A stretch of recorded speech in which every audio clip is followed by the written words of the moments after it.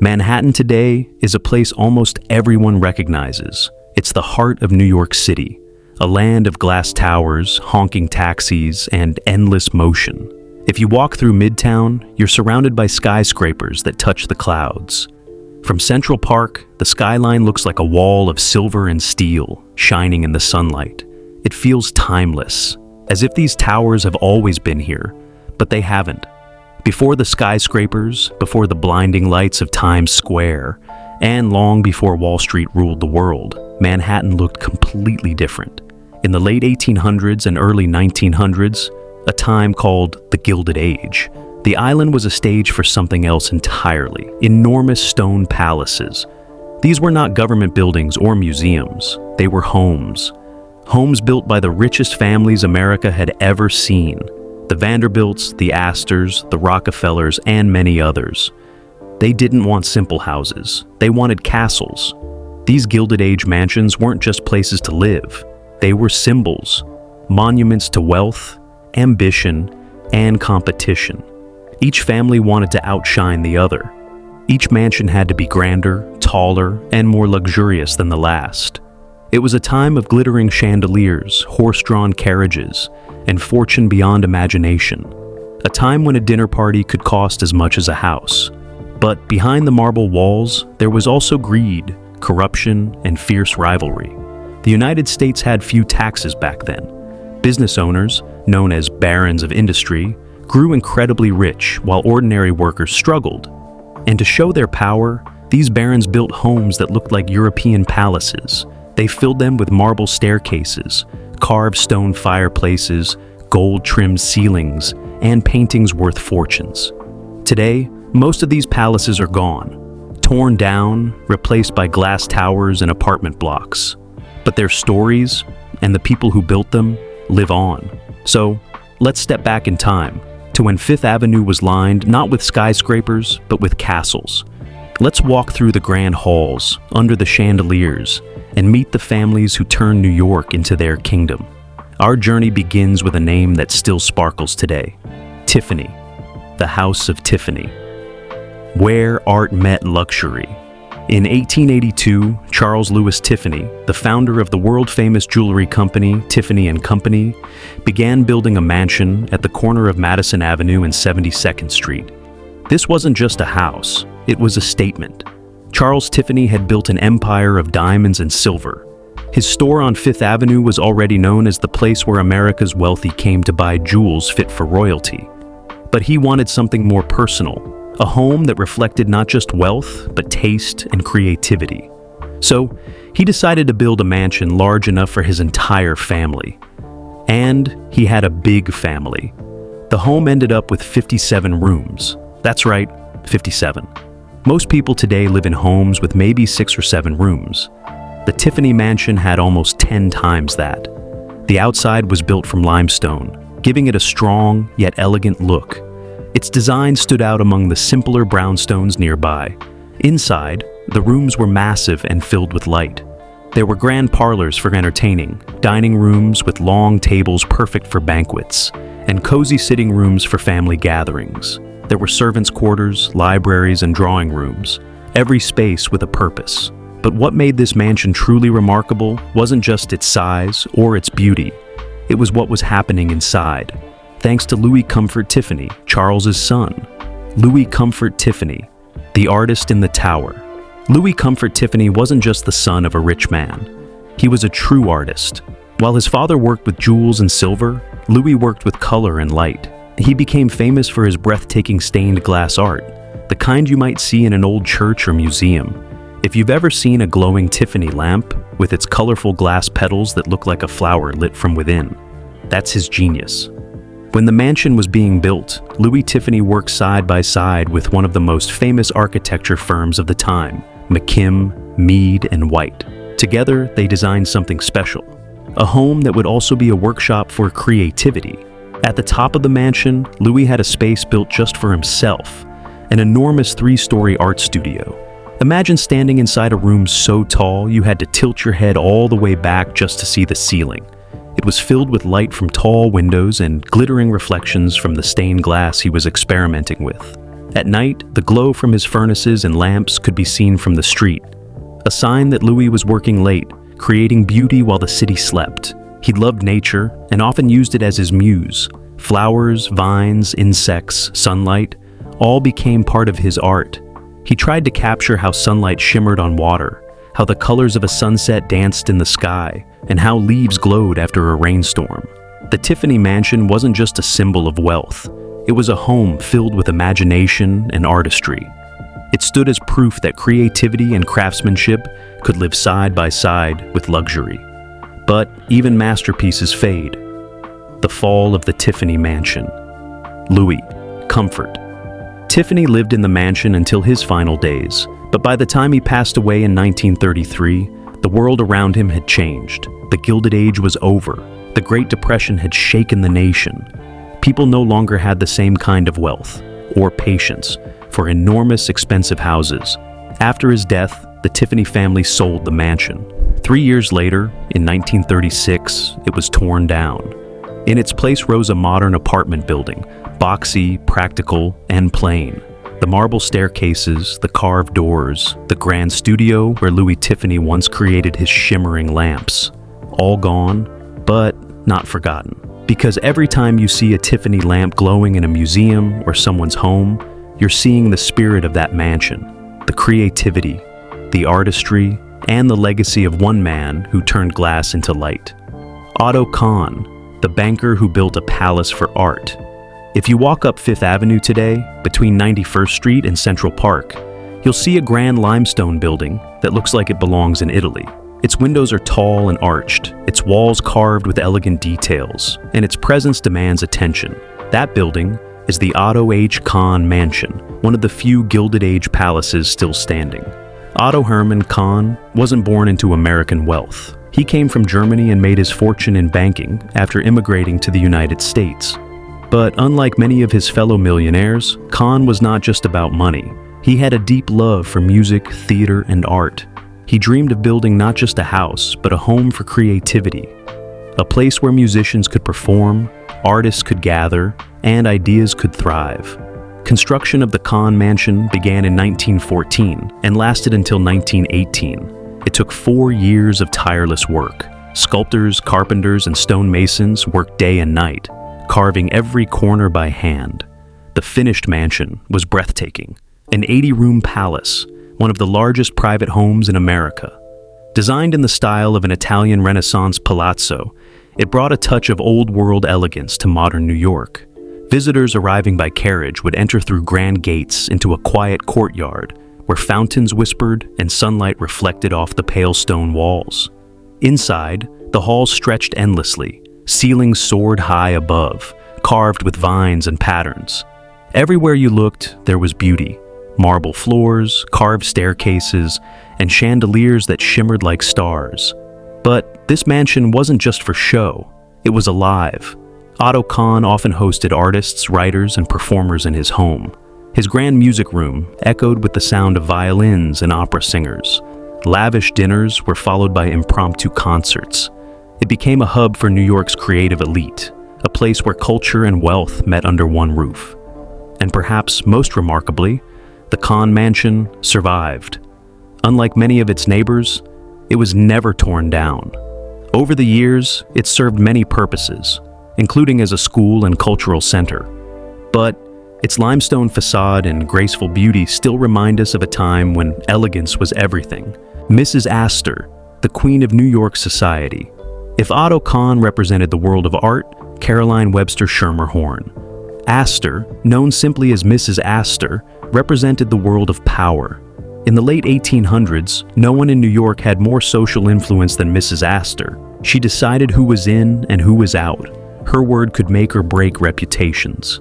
By the 1890s, Mrs. Astor wanted a home that reflected her absolute dominance in New York society. So, she built something truly extraordinary. A double mansion on Fifth Avenue's Millionaires Row, one half for herself and the other for her son, John Jacob Astor IV. To design it, she hired one of the most legendary architects of the time, Richard Morris Hunt, the same man who would later design the Vanderbilt Mansion and parts of the Biltmore Estate. The result was spectacular, The mansion looked like a French chateau, with a steep roofline, towers, and walls made of limestone. Inside, it was even more breathtaking. Gilded panels covered the walls, murals painted the ceilings, and wide marble staircases swept up to grand rooms filled with golden light. But the heart of the mansion was the ballroom. This was where Mrs. Astor ruled her kingdom. The ballroom was enormous, so large that it could easily hold over 1,000 guests. But Mrs. Astor insisted that only the 400 were worthy to attend. Who were the 400?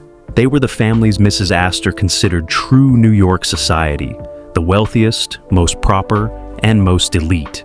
To be invited to one of her parties meant everything. To be left out meant you didn't matter. Imagine the scene. Women in glittering gowns, men in black coats and white ties, an orchestra playing under a ceiling of gold, and chandeliers casting light across the polished marble floors. Laughter, whispers, and music filled the air as carriages lined up outside on Fifth Avenue. For decades, Mrs. Astor's mansion was the center of high society. But time changes everything. As Mrs. Astor aged and her health declined, she held fewer grand events. When she passed away, her son, John Jacob Astor IV, inherited the home. He merged the two halves of the double mansion into one massive residence. But tragedy soon struck. In 1912, John Jacob Astor IV boarded the RMS Titanic, one of the grandest ships ever built. When it sank in the icy Atlantic, he went down with it. He was one of the wealthiest men to die on that terrible night. His young wife survived, but the mansion, once a palace of laughter and music, became quiet. By 1926, it was torn down, and in its place rose the Congregation Emmanuel of New York, one of the largest synagogues in the world. Even though the house is gone, the legend of Mrs. Astor and her 400 still lives on, a symbol of how powerful and exclusive the Gilded Age elite could be. Charles Schwab, the man who built a castle of steel. Across the city, on Manhattan's Upper West Side, another dream was taking shape. One built not from old money, but from new industry. Charles Schwab, one of America's great steel magnates, was a man of ambition. In the early 1900s, he decided he would build a mansion to rival the grand palaces of Fifth Avenue. But he wanted his to stand apart. So instead of building among the Astors and Vanderbilts, Schwab chose a quieter, less fashionable location, Riverside Drive. People thought he was crazy, but he had a vision. He wanted to turn the West Side into the next great neighborhood of the rich. From 1902 to 1906, builders worked day and night on Charles Schwab's mansion. When it was finished, it was one of the most magnificent private homes ever built in New York City. It looked like a castle from France, a French chateau-style palace with tall turrets, balconies, and carved stone walls. The mansion had 75 rooms, including grand salons, libraries, dining halls, and music rooms. Inside, every inch was decorated. Ceilings were painted with plaster designs. Walls were paneled in dark wood and hung with paintings. Enormous fireplaces stood in nearly every room, carved from marble and stone. The mansion sat on an entire city block, surrounded by gardens and terraces overlooking the Hudson River. But Charles Schwab's dream didn't go as planned. The wealthy families he hoped would follow him to Riverside Drive never came. The Upper West Side became a middle-class neighborhood, and Schwab's great mansion stood alone, a glittering palace in a sea of modest apartment buildings. Then came the Great Depression. Like many businessmen, Schwab lost much of his fortune. His vast home became too expensive to maintain. He tried to sell it, but no one wanted it. The property taxes alone were enormous. In the end, Charles Schwab abandoned his dream home and moved into a small apartment, living out his final years with only a fraction of his former wealth. After his death, the mansion stood empty for years. Eventually, it was offered to the city as a possible mayor's residence, but the mayor turned it down, calling it too grand. By 1948, the once great Schwab mansion was torn down. In its place, a modern apartment complex was built, named the Schwab House, a faint echo of what once was. It's hard not to feel a bit of sadness when we think of Charles Schwab. His mansion was supposed to be a symbol of success. Instead, it became a symbol of how quickly fortunes and dreams can fade. The Vanderbilt Triple Palace, 3 mansions, 1 family. In the heart of Fifth Avenue once stood a creation so massive and dazzling that people called it the Vanderbilt Triple Palace. The story began with William Henry Vanderbilt, the son of the railroad tycoon Cornelius Commodore Vanderbilt. The Vanderbilts were among the richest families in America, and they wanted the world to know it. In 1882, William Henry Vanderbilt decided that 1 mansion wasn't enough. He built 3, all connected side by side, 1 for himself and 1 for each of his 2 married daughters. Together, these homes became known as the Triple Palace, a monument to family, fortune, and ambition. Construction was enormous. Over 600 workers labored day and night. 60 sculptors from Europe carved the limestone facade with flowers, faces, and detailed patterns. Inside, it was like stepping into a royal palace. On William Vanderbilt's side alone, there were 58 rooms. Every wall gleamed with gold. The ceilings were painted with angels and clouds. Furniture came from Europe, and priceless paintings lined the walls. The Vanderbilt art collection was legendary. There were tapestries from France, marble statues from Italy, and paintings by the world's greatest artists. Eventually, the collection grew so large that William Vanderbilt built an art gallery addition to his mansion, a room big enough to hold 3,000 guests. For a time, it was even open to the public. But even the richest man cannot control time. William Henry Vanderbilt died just 3 years after his masterpiece was finished in 1885. His children inherited the homes, but his will forbade them from selling the property. Years later, another millionaire, Henry Clay Frick, tried to buy the Vanderbilt homes. He offered a fortune, but the Vanderbilts refused. So Frick decided to build his own. That decision would lead to one of the most beautiful buildings still standing in New York today. Henry Clay Frick, the mansion that became a museum. Henry Clay Frick was one of the titans of steel. He worked alongside Andrew Carnegie, and his success made him one of the wealthiest men in America. But Frick was also a man of art. He loved paintings, sculptures, and fine furniture, and he wanted a home worthy of his collection. So, in 1914, at the corner of Fifth Avenue and East 71st Street, he built his dream house, the Frick Mansion. The mansion was a masterpiece of limestone and elegance.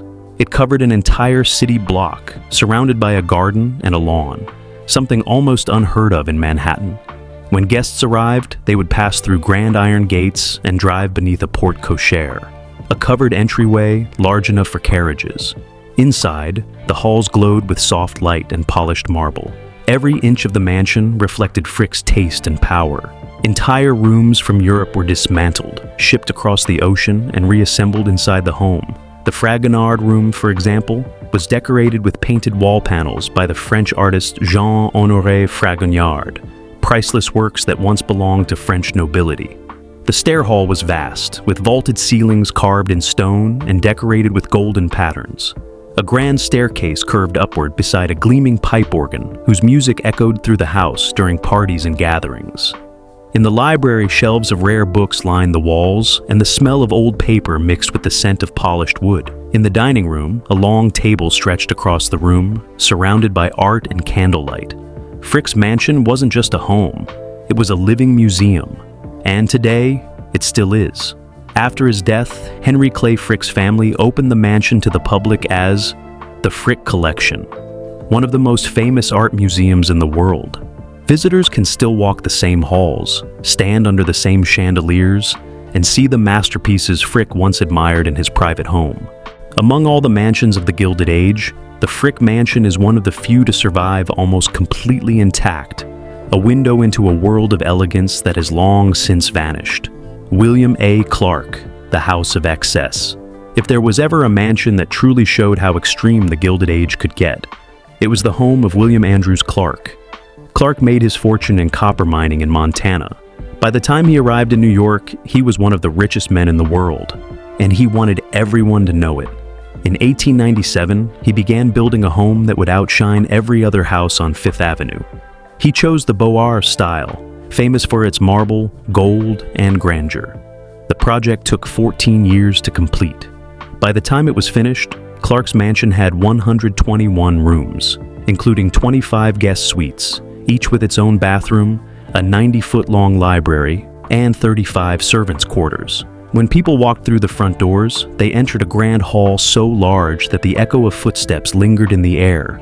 Ahead of them was a marble staircase that rose toward ceilings decorated with painted panels and golden trim. There was a music room, a banquet hall, and even a private art gallery with a skylight so big that sunlight poured in like liquid gold.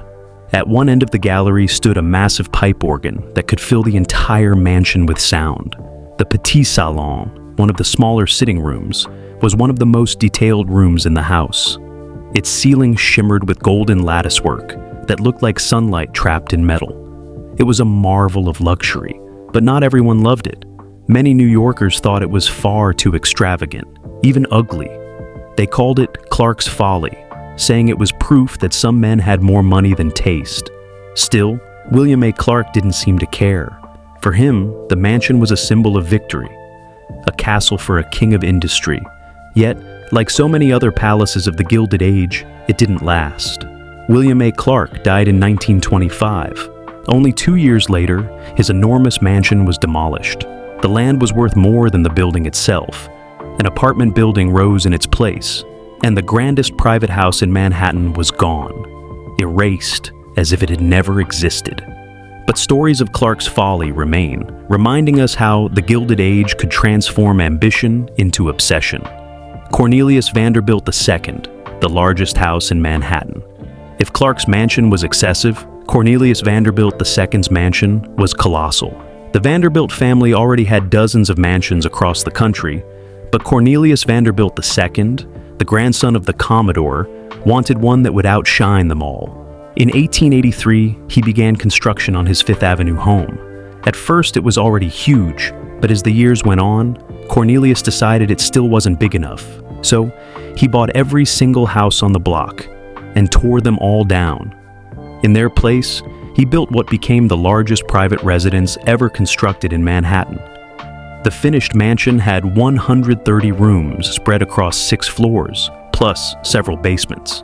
In total, it covered 125,000 square feet, more than most modern skyscrapers give to an entire company's office space. Architect Richard Morris Hunt, the same man who built Mrs. Astor's mansion, designed it in the chateau style, with towers, steep roofs, and balconies that look straight out of France. Inside, gold covered the walls, marble filled the halls, every staircase curved like a sculpture. The ballroom glowed with hundreds of lights. The dining room could seat dozens. Every bedroom had carved wood, velvet curtains, and fireplaces of white marble. It was a home so massive that visitors often got lost wandering through its endless corridors. Cornelius Vanderbilt II lived there for only 13 years before he died. His wife, Alice Vanderbilt, inherited the property and tried to maintain it, along with their summer mansion, the Breakers, in Newport, Rhode Island. But times were changing. By the 1920s, skyscrapers were rising all around. The costs of maintaining these massive private homes became impossible. Wealthy families moved into luxury apartments, and the age of the private palace was coming to an end. In 1926, Alice Vanderbilt finally sold the mansion, not for its beauty, but for the land beneath it. The entire structure was demolished soon after. Before it was torn down, Alice did something remarkable. She opened the mansion to the public for a few days. Thousands of New Yorkers lined up to walk through the gilded halls and see what life had been like for one of the richest families in history. She even allowed people to take architectural pieces, chandeliers, fireplace mantels, doors, even marble panels, as souvenirs. When the mansion was finally gone, only one piece survived, the iron front gate. Today that gate still stands, not on Fifth Avenue, but in Central Park, at the entrance on 105th Street. It's the last physical remnant of the largest home ever built in Manhattan. From palaces to skyscrapers, the end of the Gilded Age. By the 1930s, Manhattan had changed forever. The carriages were gone. The quiet streets of the Upper East Side had become busy avenues filled with traffic. The once golden palaces were being torn down one by one, replaced by sleek apartment buildings and office towers. The Gilded Age, that glittering era of wealth and competition, was over. But the stories of those families and their homes still live on. The Tiffanys, the Astors, the Vanderbilts, the Fricks, the Kahns, the Clarks, and the Schwabs, they each left behind more than just bricks and marble. They left legacies of ambition, creativity, and dreams that shaped New York City itself. They showed the world what was possible when wealth met imagination, and what happened when pride and excess went too far. Today, when you walk down Fifth Avenue, you won't see those mansions. The limestone walls, the golden ceilings, the grand staircases, they're all gone. But if you close your eyes, you can almost hear the echo of music from Mrs. Astor's ballroom, the hum of artists in Louis Tiffany's studio, or the whisper of footsteps on the marble floors of the Frick Mansion. And though their palaces have vanished, their spirit still lives on, in the museums, parks, and art collections that grew from their wealth and vision. The Gilded Age may be gone, but its story remains written into the very foundation of Manhattan, a city that never stops reaching higher.